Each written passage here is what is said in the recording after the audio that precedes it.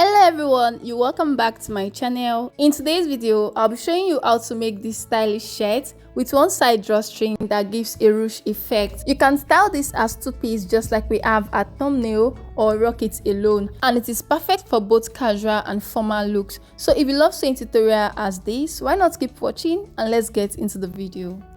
To make this top, you will need lightweight fabrics like chiffon, duchess, silk or crepe.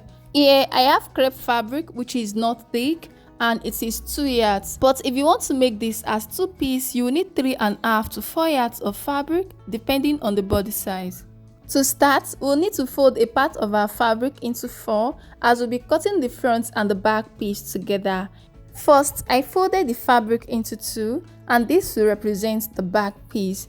I used half of my biggest round measurement, which is my hip, plus extra 4 inches to fold this. This is another fold of 2 which will represent the front piece. I will set the back piece on it and now we have a fold of 4.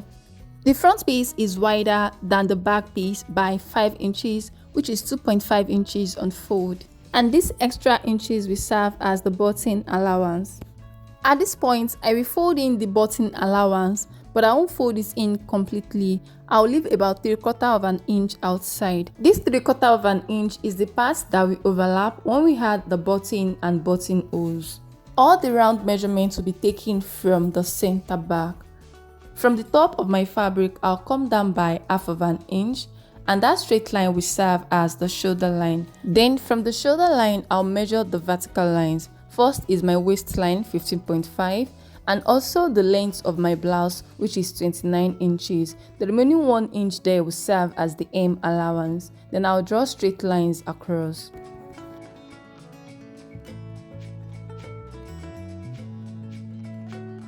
Now on the shoulder line from the center back, I'll measure the neckline. The width is 2.5. This is a shirt, we don't want it too wide, and the depth for the back is 1 inch. For the front neck depth, it is 2.5 inches.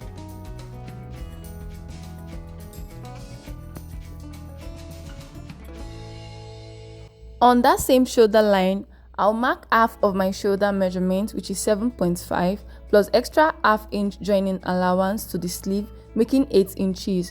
And from that point, I'll come down by 1 inch to slope the shoulder.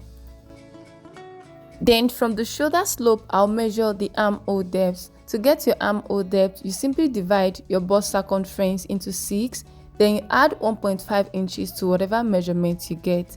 I will check if I have the same 8 inches I measured on the shoulder line, and then connect the points.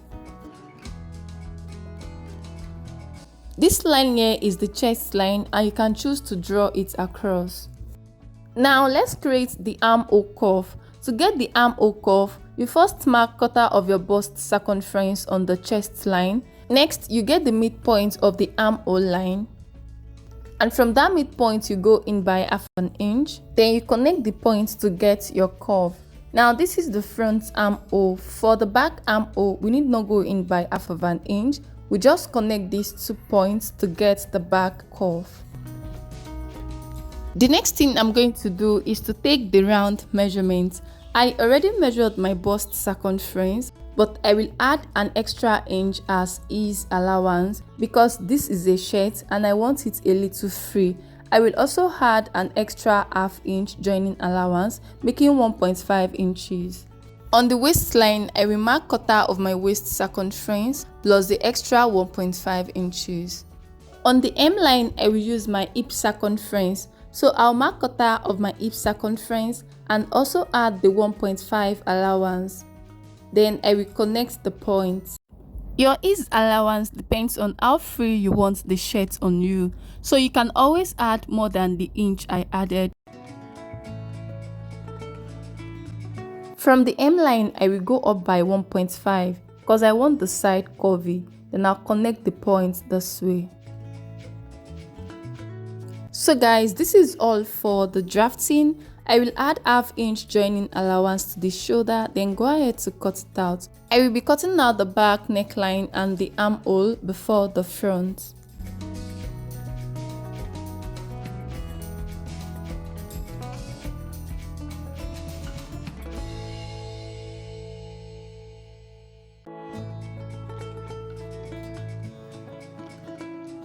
I will also cut out the front neckline and the armhole.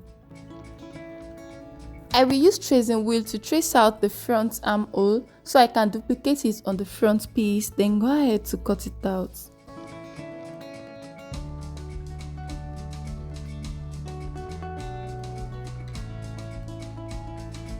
I will also open up the button allowance, then cut the front piece into two.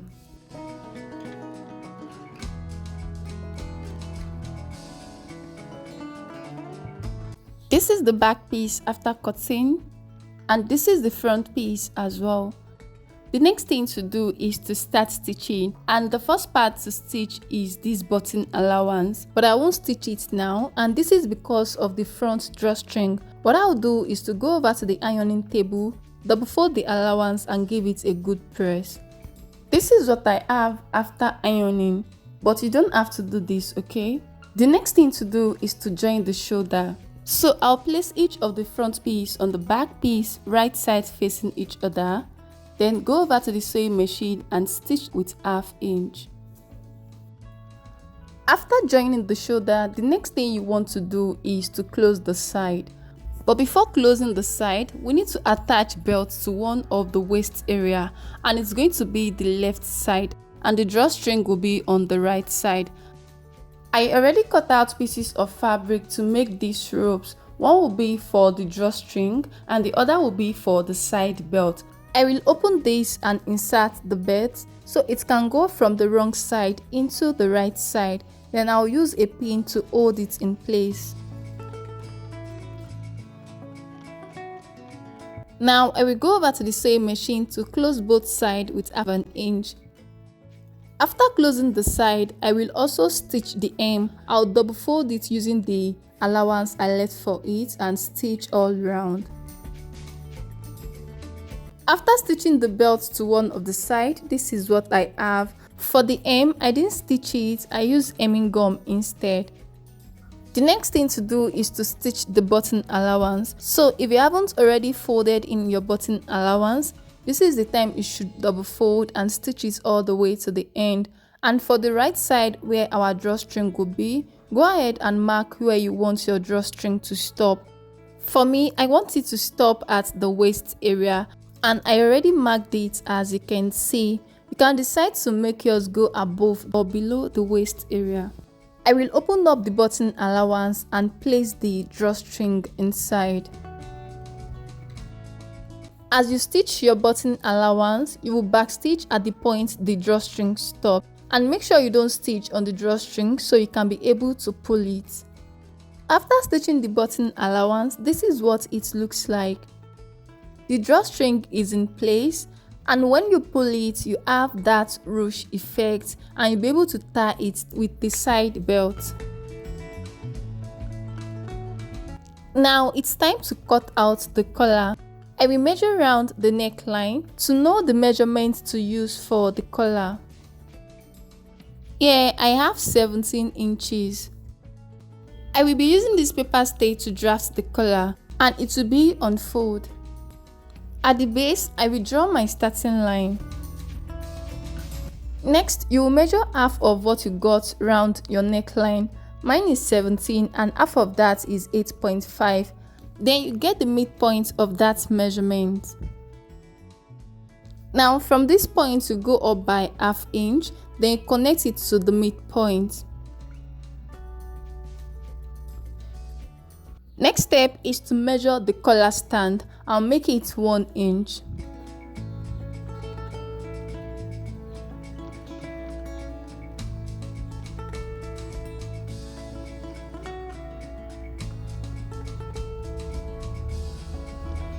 Now from this point I will go in by 1 inch.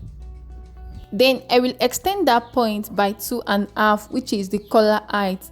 And at the center fold, I'll take out 1/2 inch and mark 2 inches instead. Then I will connect the points and also this point.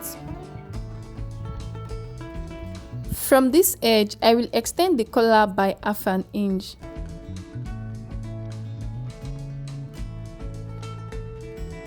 I will also curve the tip of the stand a little, and this is all for the drafting. I will cut it out now.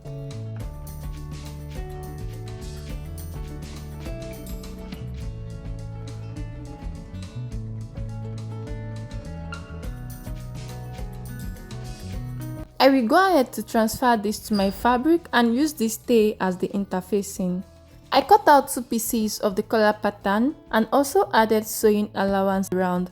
I will go over to the sewing machine now to stitch following the direction of my hand. After stitching, I notched the corners and then I turned it to the right side. I folded in the edge of one of the side and also notched the center. The next thing to do is attach it to the neckline. Make sure to notch the center back of your neckline as well. Then match the notch on the collar with the notch on the neckline and align them together. I will pin only one side to the neckline, and that's the part I'll stitch first. After stitching this side to the neckline, I will use the other side of the collar to cover up the seam, and then I'll top stitch on it. After attaching the collar, this is what it looks like. The next thing to do is to cut out the sleeves. But before then, I took a closer look at the style inspiration and I realized there's a slit on the right side of the shirt. So from the hem, I will loosen the stitch and stop at 6 inches. That'll be the length of my slit. You should remember to add slits to the right side of your shirt as well. Now, I will go ahead to cut the sleeves, but first, I will measure my armhole. What I have here is 9.5. I folded this fabric into 4 so as to cut out the 2 sleeves. From the starting line, I'll come down by 4.5, which is the cap height or the bicep line. I will also measure the elbow line, 12.5, and also the length of my sleeve. Here I have 22.5, but I want the total length to be about 25 inches, so I'll still add extra 3 inches as band.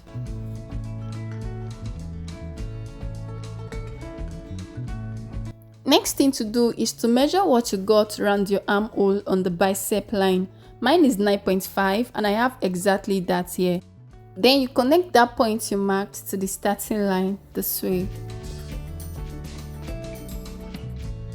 After connecting the points, go ahead and get the center of the slant line. Then go a little above and below the midpoint with a curve. Now on this new curved line, you are going to retake your armhole measurement. Mine is 9.5 and I have about 10.5 here. So I marked that 9.5 and I will add extra ½ inch sewing allowance. Then on the elbow line, I will mark half of my round elbow measurement plus extra ½ inch for ease. You can always add more if you want your sleeve loose. I marked 6.5 plus extra ½ inch sewing allowance. The total measurement on the elbow line is 7 inches. I marked the same thing at the hem because we need excess fabric there. I will cut this out now, adding ½ inch joining allowance to the top.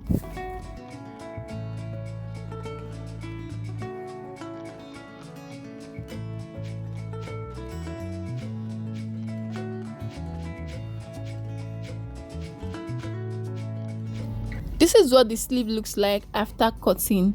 The next thing to do is to go over to the sewing machine to close the side. From the hem, I will go up by about 3 inches. I want to leave an opening there.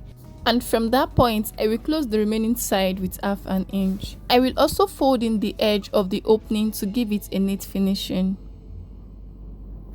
This is what the side of the sleeve looks like now.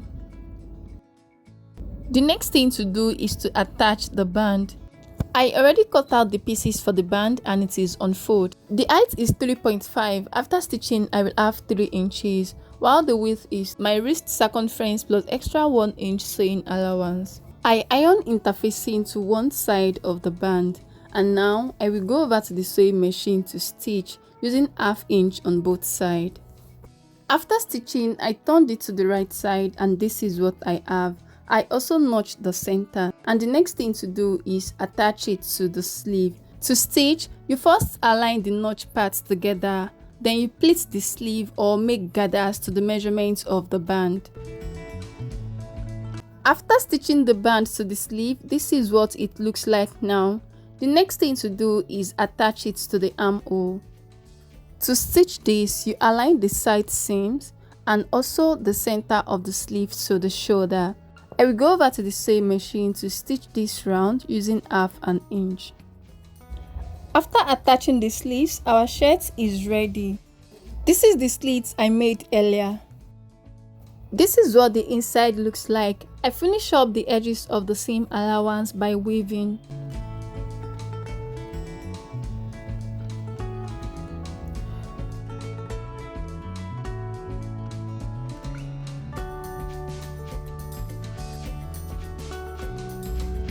The last thing I'll do to this shirt is to attach a fastener to the band of the sleeve. You can use a button or press button as your fastener, and to the placket of the shirt I'll fix the button and the button holes. The first button will be on the collar and there will be 2 inches distance before another. The rest of the button will have 3 to 3.5 inches distance. So guys, with this we've come to the end of the tutorial. Thank you so much for watching.